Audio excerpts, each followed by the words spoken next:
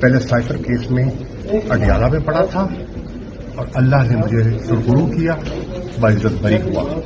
آج 9 مئی کے جھوٹے کیسز میں کوٹ لکھپت پڑا ہوں، تو جہاں کھڑا تھا وہیں کھڑا ہوں، جہاں پڑا تھا وہیں پڑا ہوں۔ عمران خان کے ساتھ تھا اور انشاءاللہ رہوں گا۔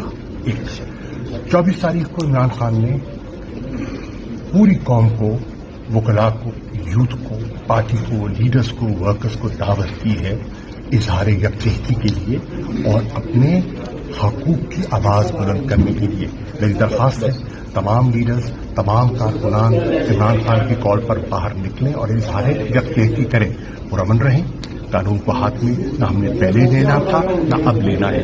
پرامن احتجاج ہمارا آئینی قانونی حق ہے۔ اور پہلے سائفر کیس میں اڈیالہ میں پڑا تھا اور اللہ نے مجھے سرخرو کیا، باعزت بری ہوا۔ آج 9 مئی کے جھوٹے کیسز میں کوٹ لکھپت پڑا ہوں، تو جہاں کھڑا تھا وہیں کھڑا ہوں، جہاں پڑا تھا وہیں پڑا ہوں۔ عمران خان کے ساتھ تھا اور انشاءاللہ رہوں گا۔ 24 تاریخ کو عمران خان نے پوری قوم کو، وکلاء کو، یوتھ کو، پارٹی کو، لیڈرز کو، ورکرز کو دعوت دی ہے اظہار یکجہتی کے لیے اور اپنے حقوق کی آواز بلند کرنے کے لیے۔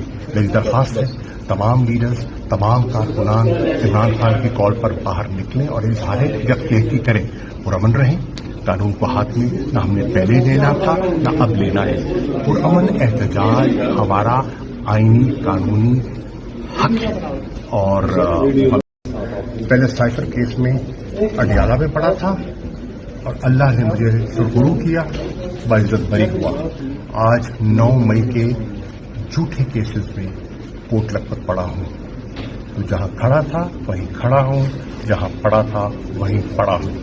عمران خان کے ساتھ تھا اور انشاءاللہ رہوں گا۔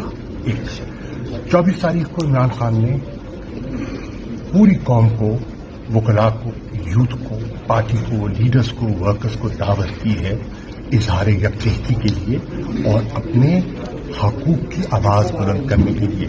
میری درخواست ہے تمام لیڈرز، تمام کارکنان عمران خان کی کال پر باہر نکلیں اور اظہار یکجہتی کریں، پرامن رہیں۔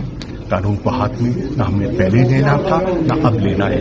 پرامن احتجاج ہمارا آئینی قانونی حق ہے۔ اور